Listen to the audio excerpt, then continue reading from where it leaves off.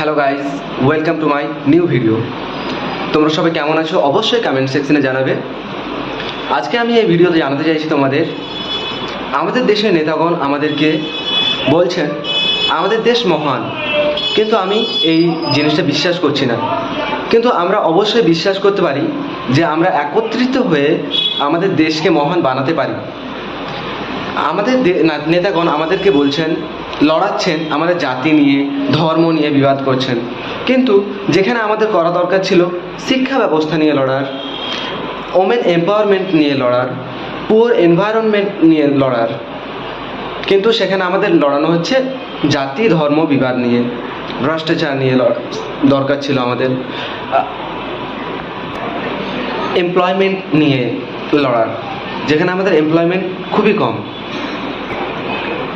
আমাদের দেশ top economic লিস্টে আসছে, কিন্তু এখনও আমাদের বাড়ির আশেপাশে, সমাজের আশেপাশে অনেক বাচ্চা অনাহারে দিন কাটাচ্ছে। আজও আমরা অনেককেই দেখতে পাই রাস্তাঘাটে শুয়ে থাকছে। কেন রাস্তাঘাটে তাদের বাসস্থান? দোকানে সামান্য একটা র্যাকেট কিনতে, মশা মারা র্যাকেট কিনতে গিয়ে আমরা কোয়েশ্চেন করি দোকানদারকে যে এই র্যাকেটে মশা মরবে তো? কিন্তু যিনাদের হাতে আমাদের 5 বছর তুলে দিচ্ছি, আমাদের ভবিষ্যৎ তুলে দিচ্ছি, তিনাদেরকে একবারও আমরা কোয়েশ্চেন করছি না যে তারা আমাদের জন্য কি করছেন। ভাষণে বলে দিচ্ছেন 2047 সালে আমরা আমাদের দেশকে বিশ্বগুরু বানিয়ে দেব, কিন্তু কেউ এই কথা বলছে না যে এই 1 বছরে আমরা 1 বছরের প্ল্যানিং কি, 1 বছরে আমরা কি করব, আমরা কি ইমপ্রুভমেন্ট করব। 1 বছর তো ছাড়েন, আসছে 5 বছরে আমরা কি ইমপ্রুভমেন্ট করব সেটা কেউ কিছু বলছেন না। বলছেন কি 2047 সালে আমরা বিশ্বগুরু বানাবো। 2047 সালে কে বেঁচে থাকবে, কে মরে যাবে তার কোনো গ্যারেন্টি আছে? নেতাই থাকবে কি থাকবে না তার কোনো গ্যারান্টি আছে?